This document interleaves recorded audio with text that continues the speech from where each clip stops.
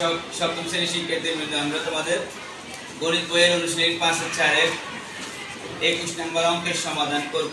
দেখো এখানে বলা আছে a square plus ab comma a square minus b square. এখানে দুটো রাশি দেওয়া আছে। কত রাশি আছে? a স্কয়ার প্লাস ab আর দ্বিতীয় রাশি হচ্ছে a square minus b square. আমরা প্রথম রাশিতে লিখি a স্কয়ার প্লাস ab। এই দুটো রাশি গসাগু নির্ণয় করতে বলা আছে। দেখো এখানে a স্কয়ার আছে, এখানে আছে, একটা a কমন যায় আর a থাকে প্লাস a কমন যায় আর b থাকে। দ্বিতীয় রাশি a square minus b square. a square minus b square সূত্র হচ্ছে আমরা জানি a plus b a minus b।